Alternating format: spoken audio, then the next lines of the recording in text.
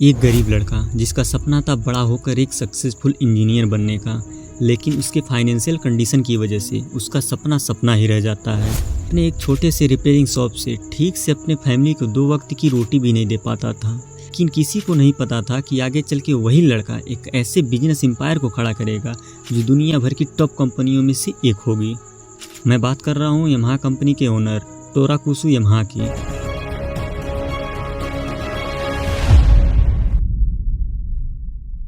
टोराकुसु का जन्म जापान के एक छोटे से गांव में 1851 में होती है। इनके कुल 3 भाई थे, जिसमें से टोराकुसु सबसे छोटे भाई थे। इनके पिता का नाम कोनोसुके था, जो कुसु कबीले के एक एस्ट्रोनॉमर थे। टोराकुसु को भी उनके पिता एस्ट्रोनॉमर की ट्रेनिंग दिया करते थे। वह चाहते थे कि आगे चल के टोराकुसु भी एक अच्छा एस्ट्रोनॉमर बने, लेकिन टोराकुसु को मार्शल आर्ट और मशीनों से लगाव था। वो आगे चल के एक अच्छे खासे इंजीनियर बनना चाहते थे, और जब उनकी स्कूल की पढ़ाई खत्म होती है तब वो सोचते हैं एक इंजीनियरिंग कॉलेज में अपना एडमिशन करवाना। लेकिन उनकी फैमिली कॉलेज की फीस तक अफोर्ड नहीं कर पाती थी उस टाइम पर। फिर भी टोराकुसु ने अपने फैमिली को कन्विंस करके कैसे भी करके एडमिशन करवाने के लिए मना लेते हैं और ओसाका शहर में जाके एक इंजीनियरिंग कॉलेज में अपना एडमिशन करवा लेते हैं। कुछ टाइम तक तो ठीक चलता था, इधर उधर से पैसे का इंतजाम करके वो अपनी फीस को जमा कर लेते थे। लेकिन एक दिन ऐसा आया कि टोराकुसु को अपना पढ़ाई बीच में ही रोकनी पड़ी, क्योंकि वह टाइम पर अपने फीस को पे नहीं कर पा रहे थे। इस टाइम पर उनके पास सिर्फ एक ही रास्ता था, वो अपने गांव जाकर छोटे मोटे काम करके अपने फैमिली को चलाएं। लेकिन टोराकुसु फैसला करते हैं कि वो अपने घर नहीं जाएंगे, बल्कि दूसरे शहर जाके वो अपने मन पसंदीदा काम को करेंगे। और इनका यही फैसला आगे चल के इनको सक्सेसफुल बनाने वाला था। जापान के एक छोटे शहर में हमामात्सु पहुंचते हैं और वहां काम के तलाश में जुट जाते हैं। लेकिन शुरुआत के टाइम पर उनको खर्च के लिए रिक्शे तक चलाने पड़ते हैं। लेकिन कुछ दिन काम करते करते वहाँ के लोग उनको जानने पहचानने लगे थे, इसलिए उन्होंने सोचा क्यों न लोगों की ज़रूरत ही पूरा की जाए। और कुछ दिनों बाद टोराकुसु ने वहाँ के लोगों के सामान को रिपेयर करना भी शुरू कर दिया। इस काम से इनका खर्चा तो चल जाता था, लेकिन पैसों की प्रॉब्लम अभी तक ठीक नहीं हो पा रही थी। टोराकुसु को हमामात्सु सिटी के एक स्कूल से रीड आर्गन को ठीक करने के लिए बुलाया जाता है, क्योंकि उस टाइम पर शहर भी छोटा था और रीड आर्गन को ठीक करने वाला कोई मैकेनिक भी नहीं था। टोराकुसु भी इस काम को करना चाहते थे, क्योंकि वह नए नए काम करने में इंटरेस्ट रखते थे।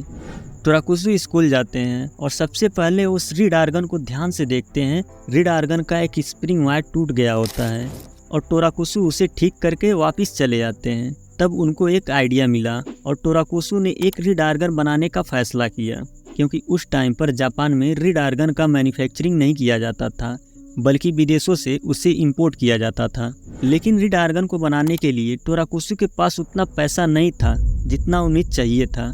वो अकेले इस काम को नहीं कर पाते, इसलिए उन्होंने अपने एक दोस्त को अपनी आइडिया के बारे में बताया। उसका दोस्त भी इस आइडिया से इम्प्रेस हुआ और पैसे लगाने के लिए तैयार हो गया। उसके बाद टोराकुसु ने 2 महीने तक रीड आर्गन पे काम किया और फाइनली एक रीड आर्गन भी बना लिया, और उस आर्गन को टोक्यो के एक यूनिवर्सिटी में लेके पहुंचते हैं।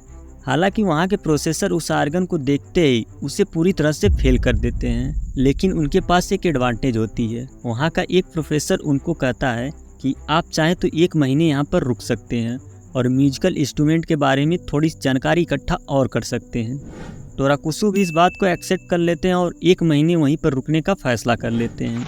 और उन्हीं 1 महीनों में टोराकुसु को बहुत कुछ सीखने को मिलती है, नए नए इंस्ट्रूमेंट देखने को मिलते हैं और उनके बारे में जानकारी भी मिलती है। उसके बाद टोराकुसु अपने शहर आते हैं और पूरे 8 महीनों के बाद फिर से एक रीड आर्गन बनाते हैं, और इस बार उनका रीड आर्गन बहुत ही बेहतरीन साबित होता है। वो भी विदेशी कंपनियों के मुताबिक बहुत ही बेहतर होता है। और उसके बाद उनको रीड आर्गन का एक ही साथ 8 ऑर्डर मिलते हैं, जिसको बनाने के लिए टोराकुसु ने कारपेंटर और कैबिनेट बनाने वाले लोगों को लेकर हमामात्सु के एक मंदिर में अपना काम शुरू कर देते हैं। और कुछ दिन बाद अपनी खुद की एक कंपनी खोलते हैं, जिसका नाम निप्पॉन गक्की कंपनी लिमिटेड रखा जाता है। उस टाइम के शिक्षा मंत्री टोराकुसु को ग्रीन रिबन से सम्मानित करते हैं और स्कूल में जाके बच्चों को टीचर बनके म्यूजिकल इंस्ट्रूमेंट के बारे में सिखाने को भी करते हैं। और इस बात को टोराकुसु एक्सेप्ट भी कर लेते हैं और स्कूल में जाकर बच्चों को सिखाने की कोशिश भी करते हैं। टोराकुसु ने अपनी करियर की शुरुआत में कोइची कवाई नाम के एक लड़के को अपना टेक्निक और म्यूजिकल इंस्ट्रूमेंट के बारे में अच्छे से सिखाने लगे थे, और आगे चल के वही लड़का एक खुद की कंपनी खोलता है जिसका नाम था कवाई म्यूजिकल इंस्ट्रूमेंट, जो टोराकुसो की कंपनी को बुरी तरह से टक्कर देने लगा था। कंपनी की क्रेज धीरे धीरे कम होने लगी थी। इस बीच एक और मुसीबत आ जाती है। टोराकुसो की तबीयत बहुत ही ज़्यादा ख़राब हो जाती है। उनका हेल्थ इतना बिगड़ जाता है कि उनका उसी टाइम पर डेथ हो जाता है और पूरी तरह से कंपनी डूबने की कगार पर आ जाती है। इसके बाद कंपनी के नए सीईओ चुनने की बारी आई तो सभी ने वोटिंग किया, जिसमें सबसे ज़्यादा लोग चियोमारू आमने को चुना। इसके बाद चियोमारू ने निप्पॉन गक्की कंपनी को चलाना शुरू कर दिया। चियोमारू को समझ में आ गया था कि कंपनी में कुछ नया करना होगा, तभी ये कंपनी चल पाएगी। उन्होंने कंपनी में नए नए बदलाव किए और अपने प्रोडक्ट को और भी बेहतर किया। नए नए कंपनियों से मिलने गए और नए नए टेक्निक को समझा और अपनी कंपनी को आगे बढ़ाने के लिए और भी आइडिया को लेकर आए। उसी टाइम पर बाइक का क्रेज शुरू हुआ था। धीरे धीरे लोग बाइक की तरफ जाने लगे थे। तब चियोमारू को ऐसा लगा कि कंपनी को आगे बढ़ाना है तो इस मार्केट में उतरना पड़ेगा। उसके बाद साल 1955 में यामाहा कंपनी के चेयरमैन जिनोची ने यामाहा कंपनी की सबसे पहली बाइक बनाई, जिसका नाम रखा गया Y1, जो कि जर्मन के बाइक DKWRT 125 से भी अच्छी और पावरफुल थी।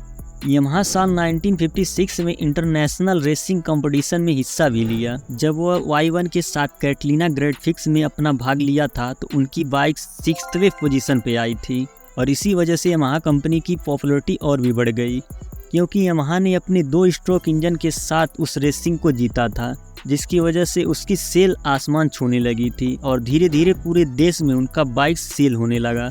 और 1987 में जब कंपनी की फर्स्ट सेंचुरी पूरी हुई तब उस कंपनी का नाम चेंज करके निप्पॉन गक्की से यामाहा मोटर कॉर्पोरेशन रख दिया गया और आज के टाइम पर सभी लोग इस कंपनी को यामाहा के नाम से जानते हैं।